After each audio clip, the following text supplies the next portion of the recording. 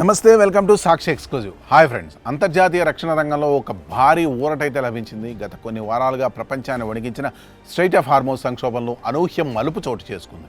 Iran తీర ప్రాంతాలపై America విధించిన అత్యంత కఠినమైన నౌకా దిగ్బంధనాన్ని ఎత్తివేస్తున్నట్లు యుఎస్ ప్రెసిడెంట్ డొనాల్డ్ ట్రంప్ సంచలన ప్రకటన చేశారు. పశ్చిమాసియాలో యుద్ధ వాతావరణం ముదురుతున్న వేళ అసలు ట్రంప్ ఈ నిర్ణయం ఎందుకు తీసుకున్నారు, దీని వెనుక ఉన్న అంతర్జాతీయ సమీకరణాలు ఏంటి, ఈ వీడియోలో క్లియర్ కట్ ఇన్ఫర్మేషన్ తెలుసుకుందాం.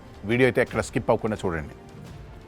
అసలు ఈ కథ అర్థం చేసుకోవాలంటే మనం కొద్ది రోజులు వెనక్కి వెళ్ళాలి. గత ఏప్రిల్ నెలలో ఇరాన్ యుద్ధం నేపథ్యంలో ఇరాన్ తన పట్టును కోల్పోయేలా చేయడానికి ఆ దేశ ఓడరేవులను లక్ష్యంగా చేసుకొని అమెరికా సాయుధ బలగాలు ఒక భారీ నేవల్ బ్లాకేడ్ను ప్రారంభించాయి. ప్రపంచ దేశాల చమురు రవాణాకు అత్యంత కీలకమైన స్ట్రెయిట్ ఆఫ్ హార్మోజ్ జలసంధి ద్వారా ఇరాన్ వెళ్తే అక్కడి నుండి వచ్చే అన్ని వాణిజ్య నౌకలను యుఎస్ నేవీ అడ్డుకుంది.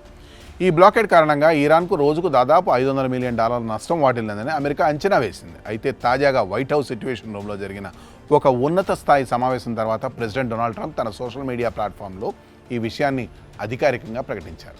ట్రంప్ తన పోస్టులో, మా అద్భుతమైన అపూర్వమైన నౌకా దిగ్బంధనం వల్ల ఈ జలసంధిలో నిలిచిపోయిన నౌకలు ఇక తమ స్వదేశాలకు ప్రయాణం ప్రారంభించవచ్చు.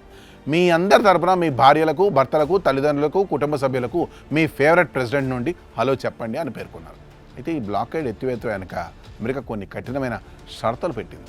ఇరాన్ ఎప్పటికీ అణ్వాయుధాలను తయారు చేయకూడదని, హార్మోజ్ జలసంధిలో ఎలాంటి ఆంక్షలు, పన్నులు లేకుండా అంతర్జాతీయ నౌకల రాకపోకలకు అనుమతించాలని, అక్కడ అమర్చిన ల్యాండ్ మైన్స్ను వెంటనే తొలగించాలని ట్రంప్ డిమాండ్ చేశారు. ట్రంప్ ప్రకటన వచ్చిన వెంటనే ఇరాన్ వైపు నుండి కూడా తీవ్రమైన స్పందన వచ్చింది. ఈ దిగ్బంధం మొదటి నుండి చట్టవిరుద్ధమైందని ఇరాన్ విదేశాంగ శాఖ మండిపడింది. అయితే అమెరికాతో తాత్కాలికంగా 60 రోజుల పాటు కాల్పుల విరమణ పొడిగింపుపై ప్రాథమిక అవగాహన కుదిరినప్పటికీ శాశ్వత శాంతి ఒప్పందం ఇంకా ఖరారు కాలేదని ఇరాన్ స్పష్టం చేసింది. అమెరికా మాటలను తాము నమ్మమని, వారి చేతలను బట్టే తమ తదుపరి నిర్ణయం ఉంటుందని ఇరాన్ పార్లమెంట్ స్పీకర్ ప్రకటించారు.